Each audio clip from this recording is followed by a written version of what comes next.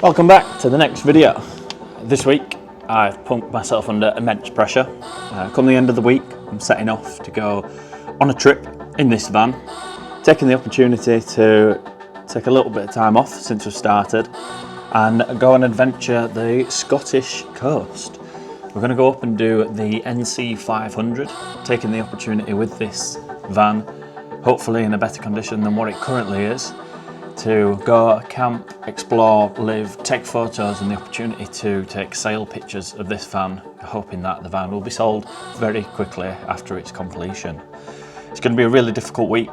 Lots of different things I need to do, such as the Raptor paint, the roof fan, the electrical system, water system. It's not going to be in a complete condition, but I've got a lot of time and pressure to make sure that it's at least in a livable condition for when we set off on Friday.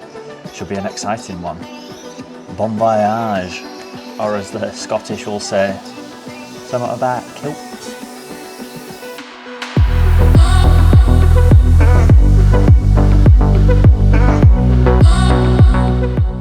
Here's a plan day by day. We've got the flooring, a sofa frame, electrical first mount and a gas fill hose, which I've already done off camera. Day 2, I'm looking to put the roof slats, LED light strips, some shore power, sort the gas fill hose, although we won't be putting gas in for this trip and we do want it all to be water sealed and correctly installed. A massive part of the plan is to get the bed lift system in. We need somewhere to sleep for the week, so the electric system is going to go in first, followed then by the bed lift system. It's the first time I've ever done it, so hopefully it does all go well together. For the flooring, I used the factory floor that comes with the van. This is already cut to shape, so it saves time and it provides more than a perfect subfloor before I put the decorative tiling on top. Following that, I installed the external 240 volt short power connection. You can see a video of me wiring it up just to make sure that we've got something to charge the batteries with and use 240 volt accessories in the van as we go away.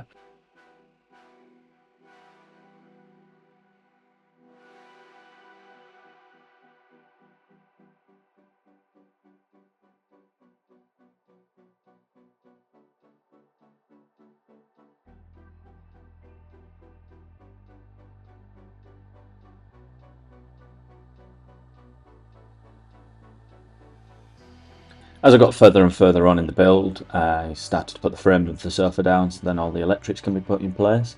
I was really starting to get up against it time-wise. So here's the plan with the electric system. Currently have from the battery in the cabin the DC to DC charger wire. That's going to go straight into the DC to DC charger. From there, that'll then immediately go to the battery, or what will be the terminals for the battery, so then we can have charge. From the outside where I've installed the shore power connection, we've got the 240 volt cable coming up into the multi-plus, and then the blue wires underneath are routed to different parts of the van for the 240 volt outlets and the Truma boiler. Onto the right we've got the Blue Sea 12 volt fuse board. For the electrical setup I've just tidied a bit of the desk so then I can crimp and sort all of my wiring.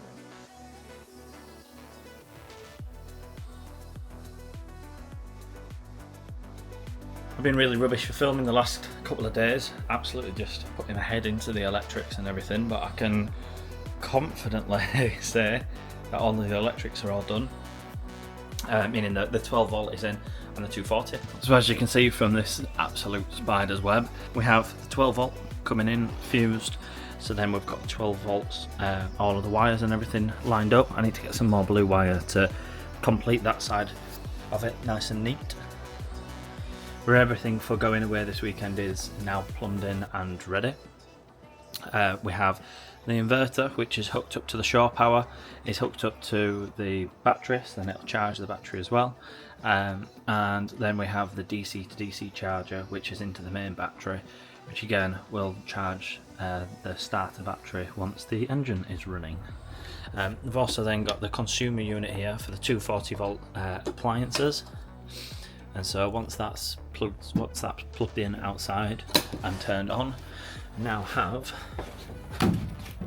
two 40 volt sockets.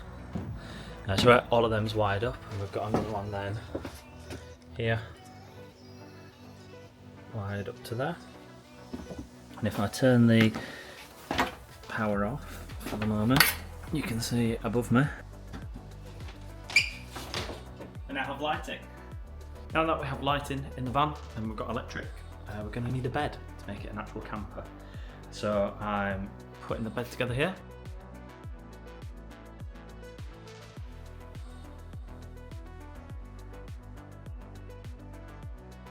The bed frame here is going to have a rail going across it, which is going to have a motor on it, which essentially pulls, contracts and extends these seat belts, lowering and lifting the bed from the anchor points at the top of the van. Now I've got the motor fixed onto the bed frame, so for the fixings I've just used bolts with spacers to then space it past where the fixture for the motor is going to be. Bolts that are going to be lifting and lowering. I'm going to do all the wiring once it's in the van. Now I need to go measure up to put the anchors in place within the van.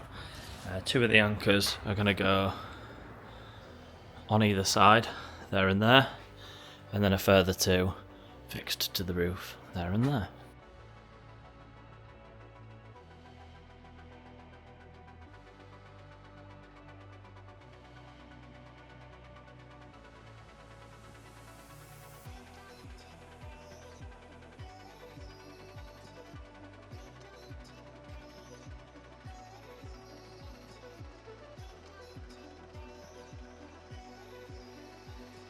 So it's all wired in, everything's in, including the switch with the key on. So I'm going to turn the electric on, hope it doesn't blow up, and give it a go.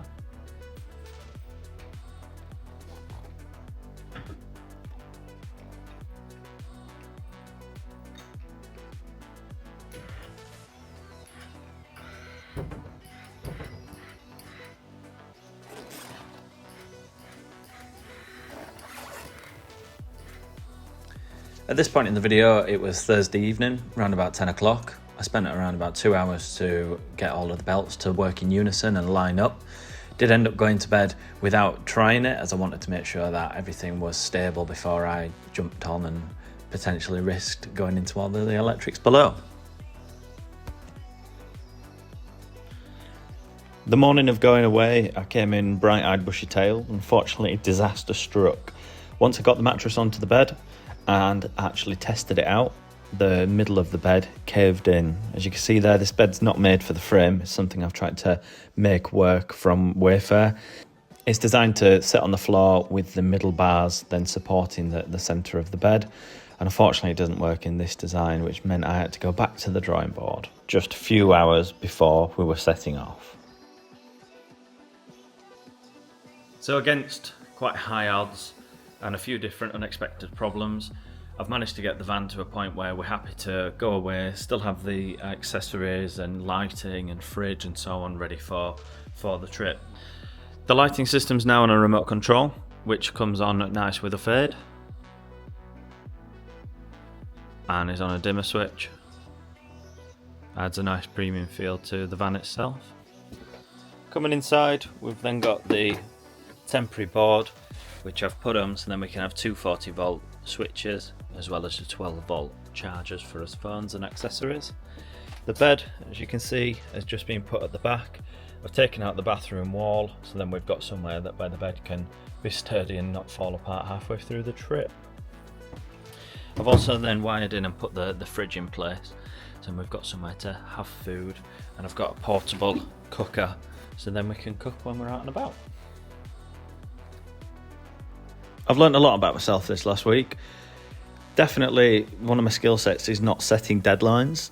I get really enthusiastic and like to get as much done as possible, and then can get disappointed if that's not the case.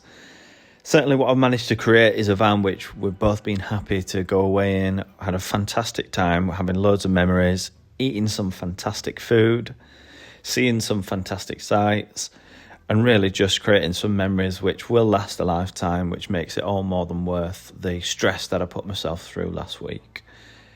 Certainly going to be going back to the drawboard with a couple of things which I've realised don't work on the trip, but that'll all be in next week's video. So then you can tune in, see what I change, see what I keep, and ultimately see what the van will become after I've got a bit more experience going away in it myself.